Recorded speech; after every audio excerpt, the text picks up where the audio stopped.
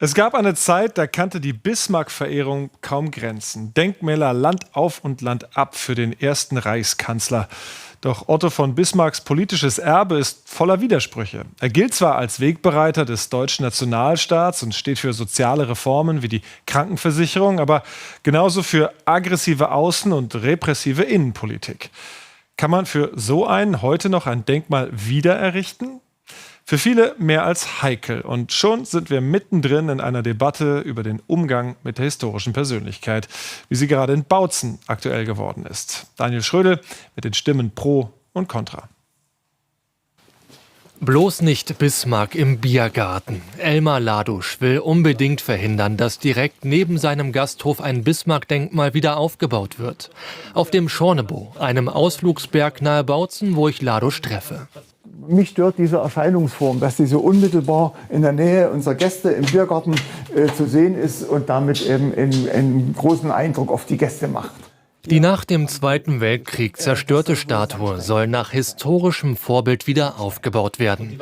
Fast 3 Meter hoch mit Pickelhaube, Uniformrock, Schwert und eisernem Kreuz. Martialisch und aus der Zeit gefallen findet das Elmar Ladusch. Ich weiß, dass es viele Bismarck-Türme und Bismarck-Denkmale gibt, die sollen stehen bleiben bis zum jüngsten Tage. Da habe ich also überhaupt nicht dagegen. Aber wir sprechen ja hier über eine Neuerrichtung. Auf diesem Sockel soll der eiserne Kanzler wieder eine Statue bekommen. Die Zerstörung auf dem Schornebow um 1950 sei ein Akt der Barbarei, meint der Initiator und Geldgeber der Idee, die Bautzener Liedertafel. Für ein Interview steht der AfD-nahe Heimatpflegeverein uns nicht zur Verfügung. Der kleine Verein konnte im Hauptausschuss des Bautzener Stadtrates eine Mehrheit für sein Anliegen gewinnen. Einer der Unterstützer sogar er, Bautzens SPD-Oberbürgermeister Alexander Ahrens. Mit einem neuen Bismarck-Denkmal verstärken wir weder bestimmte politische Bewegungen noch verherrlichen wir irgendwas. Schon gar nicht, wenn da eine ergänzende Tafel dabei ist und wenn wir eine breite, begleitende Diskussion in der Bevölkerung der gesamten Region haben. Ich glaube, das hilft uns eher, als es uns schadet. Ich treffe Friedrich Pollack. Der Historiker am Sorbischen Institut in Bautzen war von Anfang an gegen das Bismarck-Denkmal, denn die Politik des Reichskanzlers zielte auf die Unterdrückung ethnischer Minderheiten wie die Sorben. Für Pollack würde ein Wiederaufbau genau dort, wo die Sorben ihre Heimat haben, von beispielloser Geschichtsvergessenheit zeugen. Wenn wir Bismarck auf einen Sockel stellen, eine 3 Meter hohe Standfigur, dann drücken wir damit aus, dass wir uns in irgendeiner Art und Weise ein Vorbild an ihm nehmen wollen. Und das ist etwas anderes als historische Aufarbeitung und Beschäftigung mit einer widersprüchlichen historischen Persönlichkeit. Der Protest hat in Bautzen bei einigen Wirkung gezeigt. Der SPD-Kommunalpolitiker Roland Fleischer, im Hauptausschuss noch Befürworter des Bismarck-Denkmals, will in der nächsten entscheidenden Stadtratssitzung gegen den Wiederaufbau stimmen. Weil wir glauben, dass diese Gedenkstätte zu einer Pilgerstätte für Rechtsradikale, für Rechtsextreme und für Nationalisten werden könnte.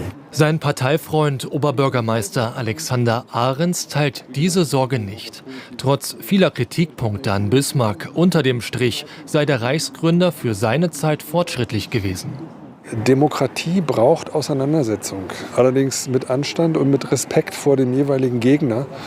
Und ich finde, das ist förmlich eine Steilvorlage, tatsächlich dieses Denkmal wieder zu errichten, weil da haben wir einen Stein des Anstoßes, der eben zu Diskussionen führen kann. Elmar Ladusch hofft, dass es nicht so weit kommt. Er will von seinem gepachteten Berggasthof politische Grabenkämpfe fernhalten.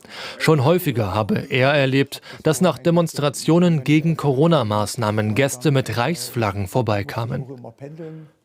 Wir haben das schon oft gehabt, dass Leute mit einer eindeutigen Fahne, die nicht zu unserem Land gehört, hier oben einmarschieren. Und ich die dann auffordern muss, dass sie bitte das unterlassen.